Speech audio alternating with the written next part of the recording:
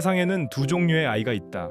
말로 표현하는 아이, 그리고 노래로 표현하는 아이. 임영웅은 두 번째였다. 기쁠 때도 노래를 흥얼거렸고 슬플 때도 노래를 찾았다. 말로는 다 할 수 없는 것들을 그는 항상 노래로 전했다. 그리고 그것은 재능이기 이전에 그의 언어였다.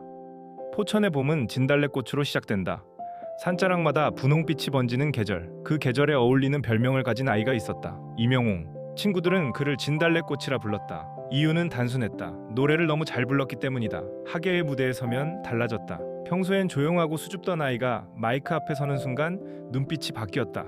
목소리가 커졌다.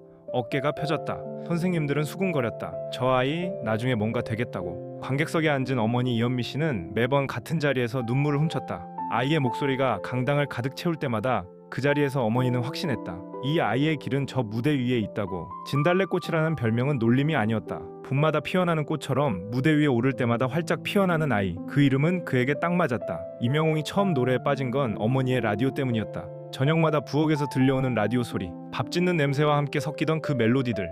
아이는 그 소리를 따라 흥얼거리다가 어느 날 문득 깨달았다. 노래하는 순간만큼은 모든 것이 괜찮아진다는 것을. 가난은 어린 임영웅에게도 낯설지 않았다. 넉넉하지 않은 살림, 남들보다 조금 더 좁은 방. 그러나 그 방 안에서 노래가 울려 퍼지면 방은 갑자기 커졌다. 세상이 조금 넓어졌다. 노래는 그에게 도피처가 아니었다. 오히려 그 반대였다. 노래는 그가 세상을 향해 나아가는 방식이었다.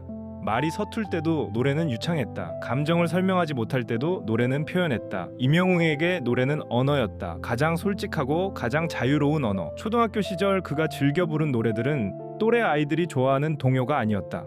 어른들이 즐겨 듣는 트로트와 발라드, 외할머니가 흥얼거리던 그 노래들을 어린 영웅은 그대로 따라 불렀다. 그리고 어른들은 그 소리에 멈췄다. 아이의 목소리에서 무언가 설명할 수 없는 것이 느껴진다고. 그 감정이 가슴에 와닿는다고. 중학교에 진학한 임영웅은 달라졌다. 아니, 더 정확하게는 더 선명해졌다. 1학년 첫 달, 반 친구들은 그를 반장으로 뽑았다. 2학년에도 3학년에도 마찬가지였다. 중학교 3년 내내 임영웅은 반장이었다. 그는 목소리가 컸다. 하지만 소리만 큰 게 아니었다. 무슨 말을 해야 할지 알았다. 언제 나서고 언제 물러서야 할지 알았다. 친구들 사이에서 싸움이 나면 임영웅이 중간에 섰다. 누군가 따돌림을 당하면 임영웅이 먼저 다가갔다. 선생님들은 그를 두고 말했다. 저 아이는 사람을 끌어당기는 힘이 있다고. 그리고 그 힘은 훗날 수만 명의 관객을 무대 앞으로 끌어당기는 바로 그 힘과 같은 것이었다. 유소년 축구단에도 들어갔다. 방과 후 그라운드를 뛰며 구슬땀을 흘렸다. 몸을 쓰는 것도 좋았다. 팀과 함께 움직이는 것도 좋았다. 하지만 운동장에서 집으로 돌아오는 길, 이어폰을 끼는 순간이 있었다. 그 순간만큼은 달랐다. 발걸음이 가벼워졌다. 머릿속이 조용해졌다. 세상이 노래만으로 가득 찼다. 임영웅은 그 느낌을 잊지 못했다. 중학교를 졸업할 무렵 임영웅은 조용히 생각했다. 나는 무엇을 할 때 가장 살아있는가? 축구를 할 때도 즐거웠다. 친구들과 어울릴 때도 행복했다. 그러나 무대 위에서 노래를 부를 때 그 순간만큼은 달랐다. 온몸이 뜨거워졌다. 심장이 빠르게 뛰었다. 그리고 노래가 끝난 뒤 터지는 박수 소리. 그 소리가 그의 귓속에서 한참 동안 울렸다. 박수 소리가 사라진 뒤에도 그 여운은 남았다. 그 여운이 그를 다시 무대로 이끌었다. 주변 어른들은 말렸다. 노래로 먹고 살기 어렵다고. 안정적인 길을 가라고. 어머니는 달랐다. 조용히 아들을 바라봤다. 그리고 말했다. 네가 하고 싶은 걸 해라. 단 하려면 제대로 해라. 그 한마디가 임영웅의 등을 밀었다. 고등학교 시절의 임영웅은 두 개의 세계를 살았다. 하나는 교실이었고 하나는 노래였다. 교실에서는 평범한 학생이었다. 숙제를 했고 시험을 봤고 친구들과 농담을 나눴다. 그러나 노래 앞에서 그는 달랐다. 지역 축제 무대에 서면 그의 눈빛이 달라졌다. 동네 행사에서 마이크를 잡으면 다른 사람이 됐다. 관객들이 반응하는 것을 느꼈다. 처음엔 조용히 듣다가 어느 순간 고개를 끄덕이고 눈물을 훔치고 박수를 치는 사람들. 그 변화가 임영웅을 움직였다. 나는 저 사람들에게 무언가를 줄 수 있다. 그것이 그가 처음으로 가진 확신이었다. 포천이라는 작은 도시는 그에게 세상의 전부였다.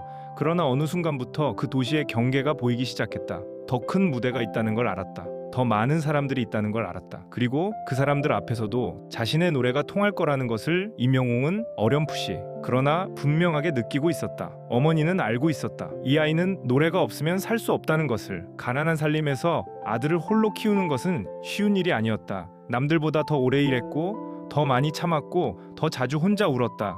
그러나 아들 앞에서는 웃었다. 아들의 꿈 앞에서는 더 크게 웃었다. 어머니의 그 웃음이 임영웅의 노래 안에 녹아있다. 그가 무대 위에서 부르는 모든 노래 안에 어머니의 그 웃음이 함께 있다. 진달래꽃이라 불리던 소녀는 잘하고 있었다. 노래가 언어였던 아이는 이제 그 언어로 세상과 대화할 준비를 하고 있었다. 포천의 골목이 그를 키웠고 어머니의 손이 그를 세웠으며 수십 번의 작은 무대들이 그를 다듬었다. 아직 아무도 그의 이름을 알지 못했다.